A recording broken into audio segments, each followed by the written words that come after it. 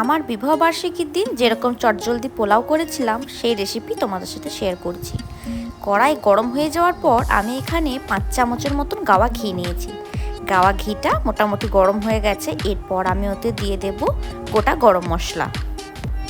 গরম মশলাগুলোকে ঘিয়ের সাথে ভালোভাবে একটু নাড়াচাড়া করে নেব।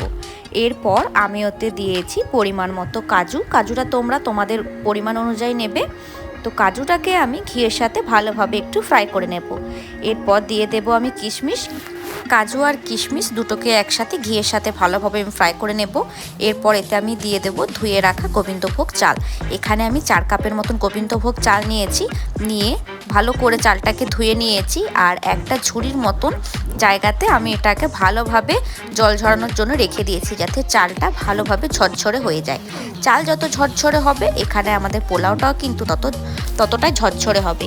এরপর আমি কালারের জন্য নিয়েছিলাম হলুদ, তোমরা চাইলে ফুড কালার ব্যবহার করতে পারো। আর দিয়েছিলাম আমি এখানে নুন। আর এই যে এরকম কাপেতে আমি এখানে 4 কাপের মতন চাল দিয়েছিলাম। এরপর আমি এই কাপের সমান ডবল জল নেব, অর্থাৎ আমি এখানে 8 কাপের মতন জল নিয়েছি। তো দেখো, এরপর আমি দিয়েছি পরিমাণ মতো চিনি। চিনিটা তোমরা কীভাবে মিষ্টি খাও, কতটা মিষ্টি খাও সেই অনুযায়ী তোমরা এখানে চিনি নিও। তো আমার ঘিয়ের সঙ্গে চালটা ভালোভাবে ফ্রাই হয়ে যাওয়ার পর আমি এখানে দিয়ে দেব 8 কাপের মতন জল, যেটা আমি কাপের সাহায্যে কিন্তু মেপে রেখেছি। কাপের সাহায্যে মেপে রাখলে পোলাওটা একদম ঝরঝরে হয়, চিটি যাওয়ার কোনো রকমের কোনো চান্স থাকে না। গ্যাসের ফ্লেমটাকে মিডিয়ামে রেখে আমি এখানে একটা ঢাকা দিয়ে দেব এবং 20 মিনিট পর্যন্ত এটাকে আমি ফুটতে দেব।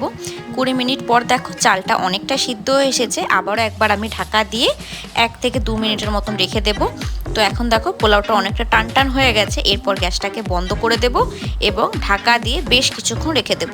তারপরেই দেখবে জলটা, যতটুকু জল আছে সেটাও শুকিয়ে যাবে আর পোলাওটাও কিন্তু একদম ঝরঝরে হয়ে যাবে। তো এই ছিল আজকের আমার রেসিপি। তো ভিডিওটা এখানে এন্ড করলাম। দেখা হবে অন্য কোনো ব্লগে তোমাদের সাথে।